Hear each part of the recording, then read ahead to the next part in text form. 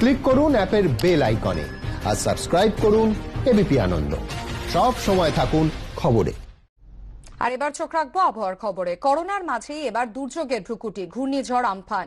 মৎস্যজীবীদের সমুদ্রে যেতে বারণ করা হয়েছে। যারা ইতিমধ্যেই সমুদ্রে রয়েছেন তাদের রবিবারের মধ্যে ফিরে আসতে বলা হয়েছে। একে করোনায় রক্ষে নেই, তার উপর আবার নতুন উদ্বেগ ঘূর্ণিঝড় আমফানকে নিয়ে। আবহাওয়া দপ্তর জানিয়েছে, শনিবার সন্ধ্যের পর দক্ষিণ পূর্ব বঙ্গোপসাগরে গভীর নিম্নচাপটি ঘূর্ণিঝড়ে পরিণত হওয়ার পর রবিবার পর্যন্ত তা উত্তর পশ্চিম অভিমুখে এগোবে। 19 তারিখে পশ্চিমবঙ্গের যে উপকূলবর্তী জেলা, মূলত উত্তর দক্ষিণ 24 পরগনা, পূর্ব পশ্চিম মেদিনীপুর, হাওড়া, হুগলি এবং কলকাতা, এই জেলাগুলোতে হালকা থেকে মাঝারি বৃষ্টি এবং দু এক জায়গায় ভারী বৃষ্টির সম্ভাবনা থাকছে 19 তারিখ।